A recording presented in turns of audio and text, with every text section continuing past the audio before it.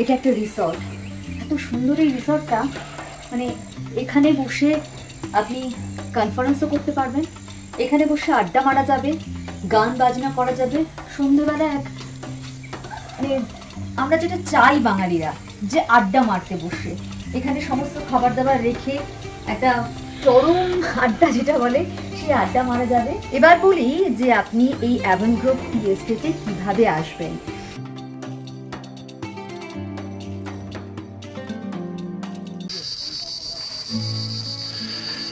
ছোটবঙ্গরা এসেছিলাম, আর এসে আজকে সকালবেলায় চলে যাচ্ছি। গতকাল এসেছিলাম, গতকাল এত সুন্দর একটা মানে প্রকৃতি ছিল, বৃষ্টি হয়নি, বৃষ্টিটা সকালবেলায় হয়ে গেছে, আর তারপরে একদম মানে ঝকঝকে আকাশ এখানে এসে দেখতে পেয়েছি।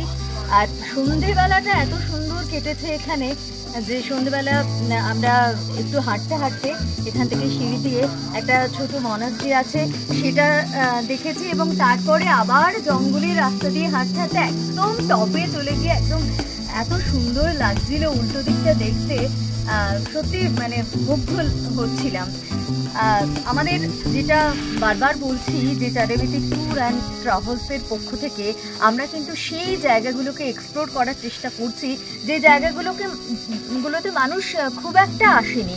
ছোটবঙ্গর এই যে হোমস্টে, এখানে অনেকেই এসেছেন, আবার অনেকে আসেননি। যারা এখনো পর্যন্ত আসেননি তাদের বলবো যে এখানে বসে চায়ের কাপ হাতে নিয়ে বা কফির কাপ হাতে নিয়ে এই যে কাঞ্চনজঙ্ঘা দেখতে পাওয়া যায়, তবে কাঞ্চনজঙ্ঘা দেখার ক্ষেত্রে তো একটু লাখও ফেভার করা চাই, সেটা যদি আপনার হয়ে যায় তাও বলে না যে একদম স্বর্গসুখ পাওয়া, সেটা আপনি অবশ্যই এখানে বসে পাবেন। এই দিন আমরা এখান থেকে বেরিয়ে, অর্থাৎ ছোট মাঙ্গুয়া থেকে বেরিয়ে দার্জিলিংয়ের উদ্দেশ্যে রওনা দিয়েছিলাম। আগেই বলে রাখি যে দার্জিলিংয়ে কিন্তু আমরা ছিলাম না, একবার ঢু মেরে এসেছিলাম। অর্থাৎ যেসব হোটেলগুলোতে আমরা আমাদের গেস্টদের পাঠাই সেই সব হোটেলগুলো একটু ভিজিট করতে গিয়েছিলাম। আর দার্জিলিংয়ে যাব, সেখানে টয় ট্রেন দেখতে পাবো না, সেটা তো হয় না। ঘুম স্টেশনের ওখানে টয় ট্রেন দাঁড়িয়েছিল, তাই টয় ট্রেনের পাশ দিয়ে যখন যাচ্ছিলাম তখন সত্যি ভীষণ ভালো লাগছিল। মনে হচ্ছিল আবার কবে আসবো দার্জিলিংয়ে, আর এখানে থেকে অবশ্যই টয় ট্রেনের মজা উপভোগ করব। এরপরই আমরা রওনা দিই টি এস্টেটের দিকে, অর্থাৎ অ্যাভেঞ্জার্স গ্রোভ টি এস্টেটের। রাস্তা ছিল সবুজে সবুজ।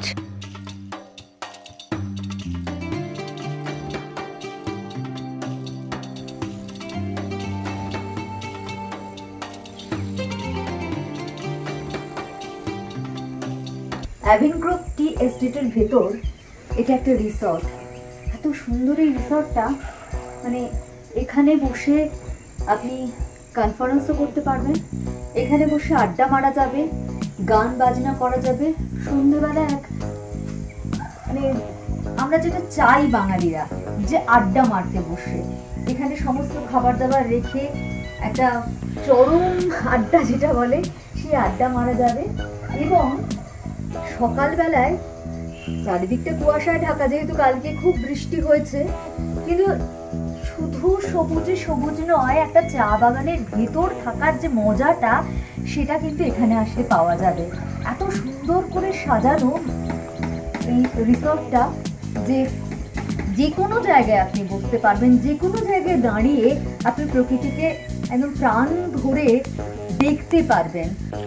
এবার বলি যে আপনি এই অ্যাভেনগ্রোভ টি এস্টেটে কিভাবে আসবেন।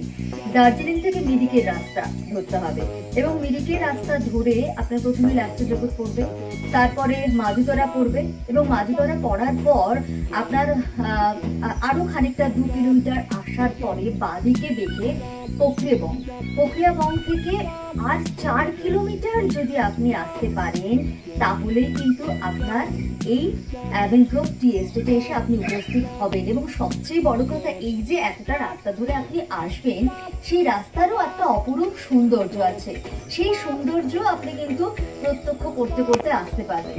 সব মিলিয়ে এইখানে এসে যখন আপনি উপস্থিত হবেন, তখন বুঝতে পারবেন যে কোথায় এসে আপনি উপস্থিত হয়েছেন। এবং এই যে চা বাগানের ভেতর এসে একটা অদ্ভুত সুন্দর, আমরা সবসময় চাই যে এমন একটা জায়গায় যাব সেটা অফবিট হবে এবং প্রকৃতির কোলে থাকবো, প্রকৃতির কাছাকাছি থাকবো। তো এখানে এসে কিন্তু সেই প্রকৃতির কাছাকাছি আপনি থাকতে পারবেন, প্রাণ ভরে প্রকৃতিকে দেখতে পারবেন। এটা ছিল আমাদের শেষ দিন, অর্থাৎ দার্জিলিংয়ে গিয়ে তারপরে আমরা ফিরে এসেছিলাম অ্যাভেঞ্জার্স গ্রোভ টি এস্টেটে। সেখানে ছিলাম একটা দিন এবং তার পরের দিন সকালবেলায় আমরা রওনা দিই পশুপতি মার্কেটের উদ্দেশ্যে, অর্থাৎ সীমানায়। এবং সীমানায় গিয়ে সেখানে পশুপতি মার্কেটে একদম যে যেতে পেরেছি তা নয়, তার আগেই একটা মার্কেট ছিল, সেখান থেকে ছোটোখাটো কিছু শপিং করে তারপরে আমরা রওনা দিয়েছিলাম আমাদের ট্রেন ধরার জন্য। তবে পথে কিন্তু মিরিক হয়ে এসেছিলাম, অর্থাৎ সেখানে Gopaldhara tea estate, Okayti tea estate ছিল, সেখানকার ছবিগুলো কিন্তু আপনাদের শর্টে দেখিয়েছি। তবে যেতে যেতে সবচেয়ে ভালো লেগেছিল নেপাল বর্ডারের ওই জায়গাটা, অর্থাৎ ইন্ডিয়া আর একদিকে নেপাল। এই জায়গাটার একটা অদ্ভুত বিশেষত্ব আছে, সেটা হচ্ছে যে এটা হচ্ছে নেপাল, অর্থাৎ এই দিকটা দেখা যাচ্ছে নেপাল। হ্যাঁ, এখানে ওয়েলকাম টু নেপাল বোর্ড টাঙানো রয়েছে। আর একটু সোজা গেলে এখানে পশুপতি মার্কেট, এই রাস্তা ধরে গেলে এবার এই দিকটা নেপাল, আর এই রাস্তাটা কিন্তু ওটা কিন্তু ওয়েস্ট বেঙ্গল। অর্থাৎ অদ্ভুত একটা বিষয় যে একটা রাস্তা, সেই রাস্তাটা ওয়েস্ট বেঙ্গলের, আর তার চারপাশের যে সমস্ত বাড়িঘরদোর রয়েছে সেগুলো কিন্তু নেপালের। আর এই রাস্তা ধরে যদি যাওয়া যায় আরও সোজা, তাহলে এখানে যদি দেখাই তাহলে এই রাস্তাটা হচ্ছে ওয়েস্ট বেঙ্গলের রাস্তা, আর এইখানটা হচ্ছে এই সোজা চলে গেলে পরে পশুপতি মার্কেট রয়েছে। আর আসলে বর্ডার রয়েছে, সেই বর্ডারের পরে গাড়ি করে গেলে পরে আরও 4 কিলোমিটার পশুপতি মার্কেট।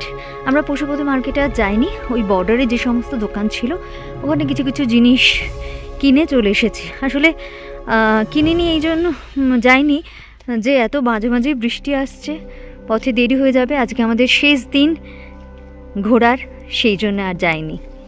পাহাড়ে অফবিট ডেস্টিনেশনের এটাই শেষ পর্ব। যতটা সম্ভব পেরেছি আপনাদের অফবিট ডেস্টিনেশনের খোঁজ দিয়েছি।